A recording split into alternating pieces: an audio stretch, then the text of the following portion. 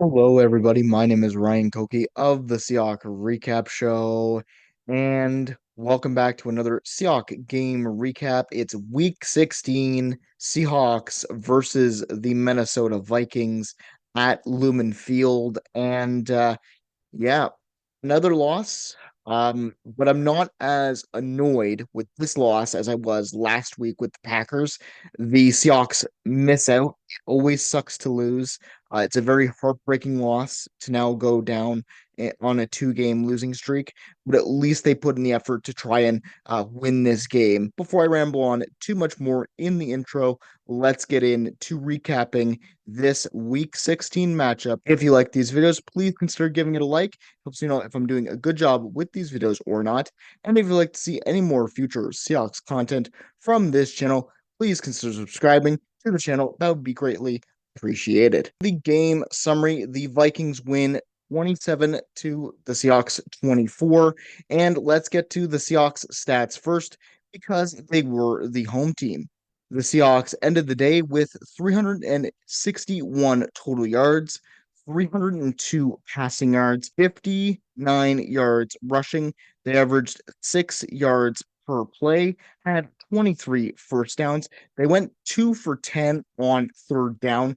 They went 1 for 1 on fourth down, had 60 total plays, 2 sacks allowed, 5 punts, 11 penalties for 77 yards given up, 0 fumbles lost, and 2 interceptions thrown by Geno Smith, one to Dallas Turner, and the other one to end off the game to Theo Jackson on the final drive. The Seahawks ended the day with 29 minutes and 19 seconds of possession time. For the Minnesota Vikings, they ended off the day with 298 yards, 217 yards passing, 81 yards rushing. They averaged 4.8 yards per play, had 19 thirst downs. They went 13 for 12 on third down. They went 1 for 1 on fourth down, had 62 total plays, 3 sacks allowed, 6 punts. They had 7 penalties for 70 yards given up, 0 fumbles lost, 0 interceptions thrown, and the Minnesota Vikings ended off the day with 30 minutes and 41 seconds of possession time. Ryan's focus players, let's talk about the Seahawks offense for a moment, and let's talk about Geno Smith going 31 for 43, 314 yards passing, 3 touchdowns, 2 interceptions. And honestly, Geno Smith, he had a very decent game today. He's up there in the passing yards on the 3 touchdown drives that he had, both to DK Metcalf, Jackson Smith and Jigba, and then AJ Barner. He went 5 for 5 on those drives. And that's the big thing about Geno Smith that I like is that he can be so proficient with the football in his hands, but he also has his drawbacks. Again, throwing 2 interceptions, one where he had to scramble. He just directly threw it to Dallas Turner. I believe it was in the second quarter. And, that's just another drive off the board where the Seahawks could have scored points. And then the Theo Jackson interception at the end of the game. There's a minute left in the game, and he's trying to make a big play. He's at like his own 15-yard line, and he just throws a bad pass, which is a miscommunication with DK Metcalf, where he thought DK Metcalf was going to break an out route shorter than he did, and he just ended up throwing the pick. And that I don't blame him for because it's just a communication error between DK and Geno. But, I think Geno had a decent game. He was injured on his right knee. Remember, he took a hit last week against the Packers, and, it kind of threw him off a little bit. But I think all in all, he had a decent game. I wish some of his decision making was better in the moment, in crucial moments when the Seahawks needed to score some points. Let's get to running back and let's get to Kenneth Walker the third. Welcome back to him. 8 carries, 31 yards, averaged 3.9 yards per carry, 0 touchdowns. And he had 8 receptions for 28 yards, averaged 3.5 yards per reception, and 0 touchdowns. And the thing with Kenneth Walker that I'm finding about him is that, first of all, the offensive line has been a problem all season long, and it's basically on the right side, and it's basically the guard position has been an issue all season long. Ever since Anthony Bradford went down, at right guard with Setoa Lamea and the other handful of guys that have been in there at that right guard position haven't been, it hasn't been great. So Kenneth Walker's running numbers have been a result of that. He's also been injured, and he got injured again in this game. He limped off the field, I believe, in the fourth quarter, and he was doubtful to return. I hope he's okay. It was an ankle injury for him on a goal line play. Wide receiver, and let's get to a guy that I haven't spotlighted in a minute here. It's DK Metcalf, 3 receptions for 57 yards, averaged 19 yards per reception, had the one touchdown. And the thing about DK Metcalf is I'm not talking about his stats necessarily. First of all, DK Metcalf has not had a touchdown since I believe week 7 in October. He now has 4 touchdowns on the year. And the big thing about DK Metcalf is that, yeah, he gets double teamed a lot. He has a lot of people's eyeballs on him because he's DK Metcalf. He's an insane player. We know what he can do. He's such a fantastic player.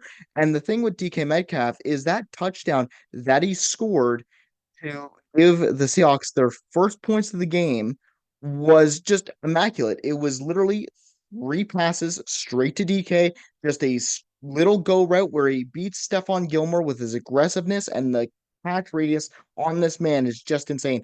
And I wish they would use it more. I know DK Metcalf gets double teamed, and I know you don't want to throw into double coverage.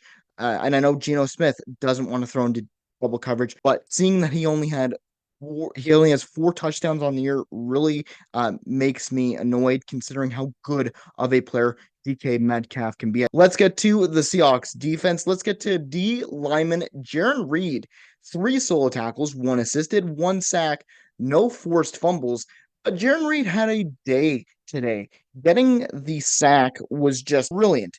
He is such a motivator and such a leader on this D line. He's able to get pressure, and he really had a good game today. When he didn't get penetration, he was putting his hands up to make sure that he could try to block passes or bat passes down the line, and he did that against Sam Darnold in this game at least once that I saw. So a good game from Jarran Reed and this defensive line, DB. And let's get to Josh Jobe, the corner. 7 solo tackles, 0 assisted, 0 sacks, 0 interceptions.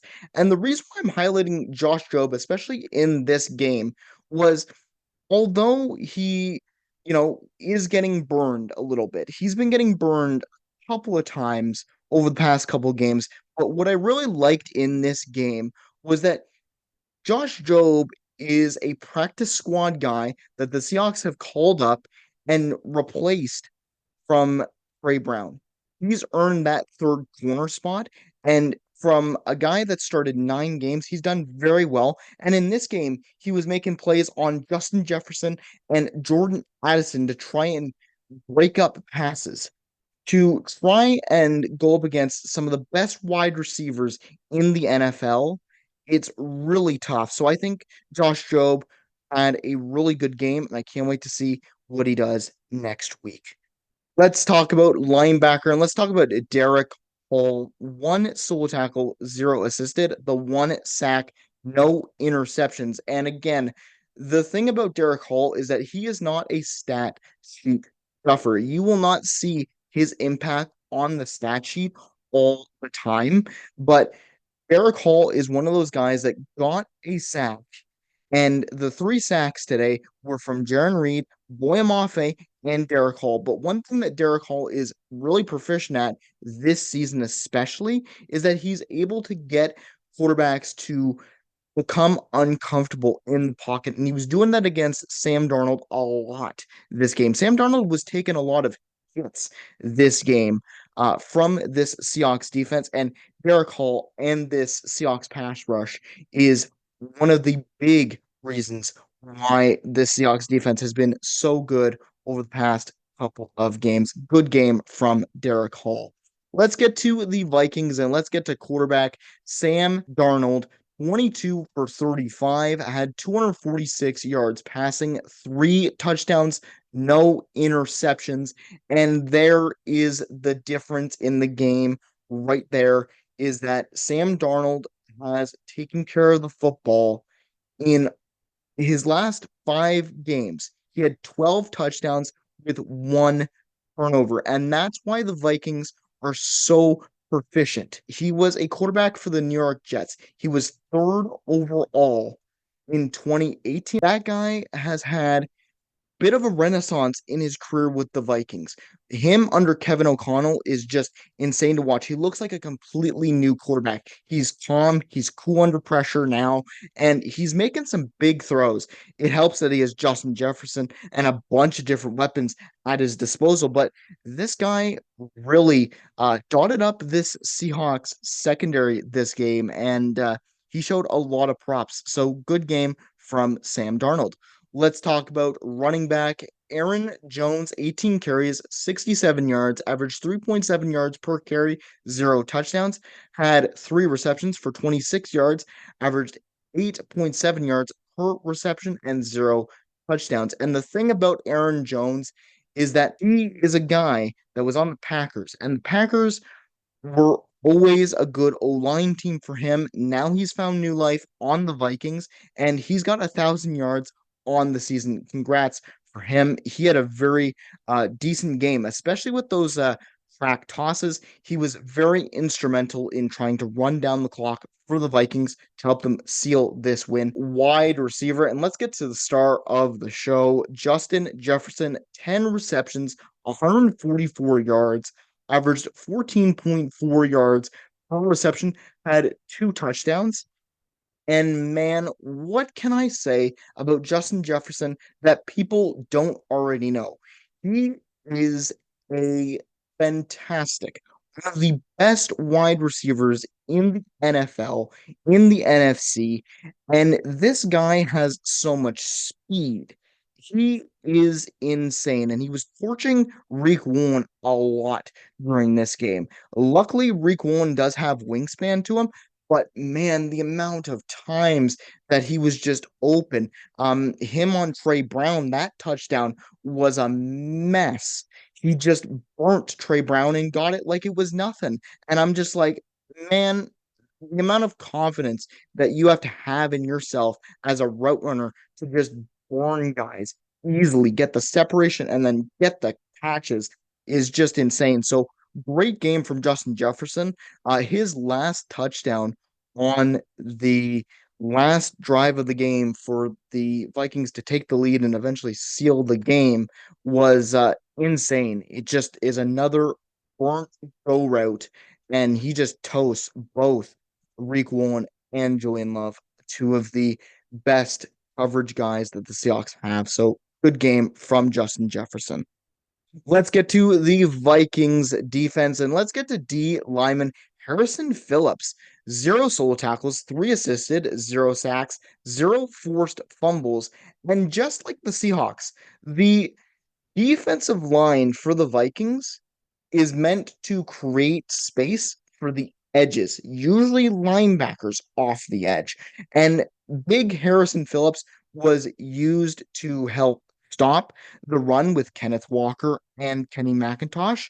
And that's what his job is to be a space eater. And he did that very proficiently in this game. Good game from Harrison Phillips and good game from the D line of the Vikings. Let's get to DB and let's get to Josh Metellus. Two solo tackles, five assisted, zero sacks, zero interceptions. And this guy is labeled as a safety. So I'm going to put him in the DB spot.